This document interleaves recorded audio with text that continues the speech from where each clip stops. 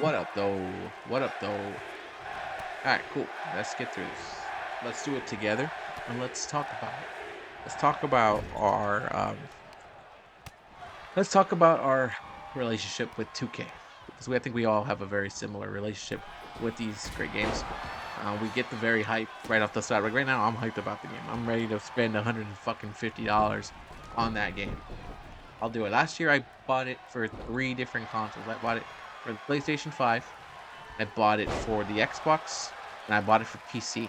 So I bought it for so much because I was actually planning on making my comeback last year, and I had a shitload of videos. I had almost a terabyte plus more of video content. I just never filmed.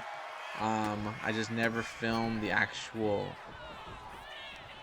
commentary to it, but I had done so much. I had done TNA, I had done NWA, I had done WWE, which was Raw, SmackDown, NXT, and then multiple little minor shows to it. I did an Evolution again, like I used to do when I was like Divas. Like I went full into it because I was so hyped about the game, and it's still a good game, but a lot of it relies on some of these kinds of arenas where you have to download, and when you have the updates they mess around with the files and they delete certain things and now you lose the whole everything. I mean there was so much reliance on it and I was gonna do so much with it last year. I had weeks of I had weeks of episodes already. I was already ready to jump into it. And it wasn't the commentary, it was just that I had lost a lot of the stuff I had downloaded. And you spend a lot of time. That's the one thing if you've played this game a lot and you do that, you spend a lot of time on community creations. Getting everybody you want and everything you want just the way you want it. And then if you go through it and then you get an upload, it patches something, it can delete your files. And now you're like, well, what the fuck? Now I gotta go back and download everything again and keep doing it. And it kind of makes you not want to put effort into this game. Or because you're like, well, I'm just gonna download all this and gonna delete it. So my plans for next year right now are to do the exact same thing and just try it. Like this time, I'll actually put commentary into the videos, and we'll work with that.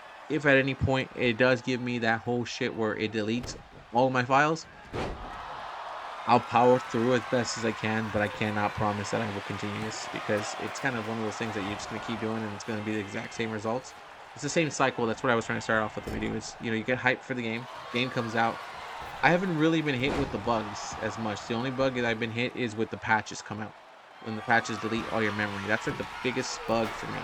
But like gameplay bugs doesn't really come through as much for me. And it looks like it's gonna be a great game. It looks like a fun game. Definitely interested to see what happens with it.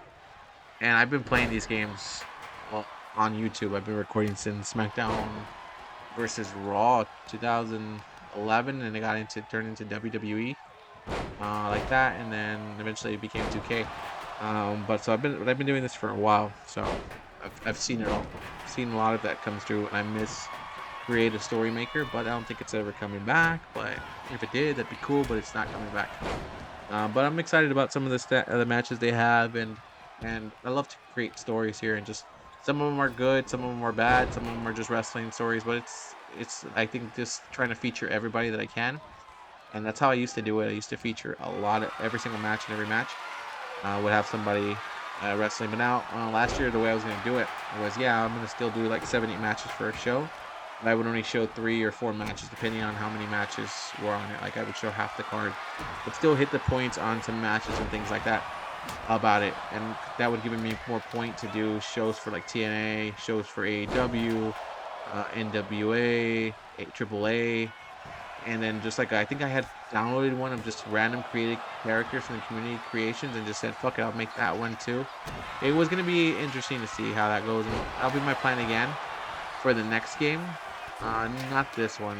It's already too late for that, but that is my plan for 2K. And again, I enjoy commentating wrestling. It's one of my favorite things here. That's why I do it here on YouTube because it's cool. Um, and that's just my plans for the next series for 2K26. And I hope that those patches are not going to destroy what you download, all the stuff that you get like that. Because it's a lot of time and effort that you put into it, and time and effort as you get older. You start to see that it's a little bit tougher to control all of it the way you want it to. Keep doing the goals that you want. But yeah, with that all being said, I'm excited about 2K26. Excited about it coming out. Hope it's not the vicious cycle that it always is. But if it is, then it's gonna be a fun ride. I used to get angry at it. Now I just get sad and depressed about it. But hey, every year I'm ready to get hurt again. I'm ready to take the dive in, and you bet your dollar that I'm ready to get fucking hurt again by this $150 game that we're about to pay for. Fucking 2K. Alright guys. I'm out this. Time for my bedtime at 10 o'clock. I gotta go. Peace out, y'all. Be kind to each other. Don't be dicks.